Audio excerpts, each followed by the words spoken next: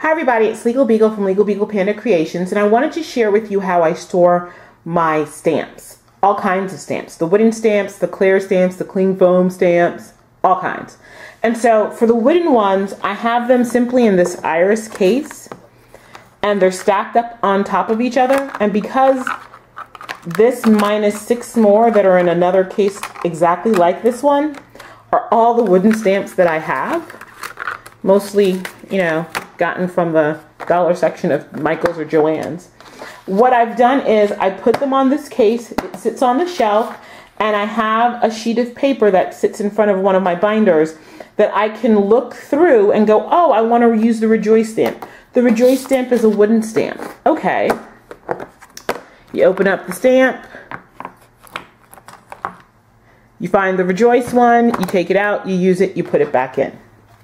So that's how I store my wooden stamps with the aid of my reference sheet. Now I've gone through a gazillion configurations of how to store my dollar stamps that you get, you know, the impulse buy ones sometimes, that are right by the register that you go, ooh, I really could use that.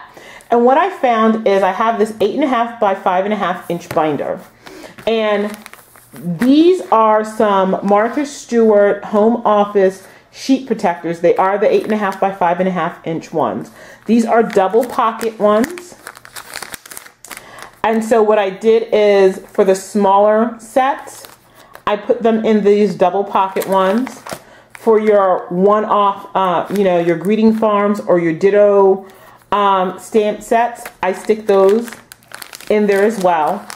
They also sell these 4 pocket ones that hold perfectly your dollar stamps. So you're able to put those in there as well. And so that's how I hold the majority of the dollar stamps that I have, or the Kaiser R craft stamps that you get with the phrases on them, the mini stamp sets.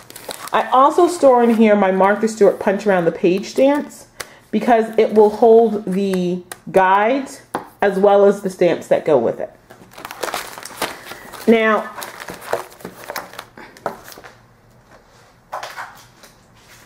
they also have the full sheet ones that are in the 5.5 inch ones, and these I can hold the few, I only got like 3, Peachy King face stamps.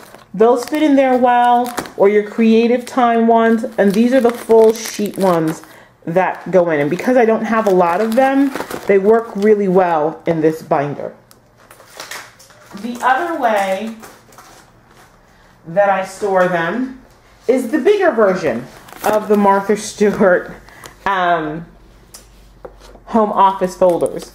These are the 8.5 by 11 sheet protectors, and these also are the double pocket ones. The only thing I did was add a little Velcro right here so that they don't slide out, but each of these pages hold 4 front to back, and I put a little piece of cardstock in there just so that you'd be able to see the stamps a little bit better for the ones that don't have backings.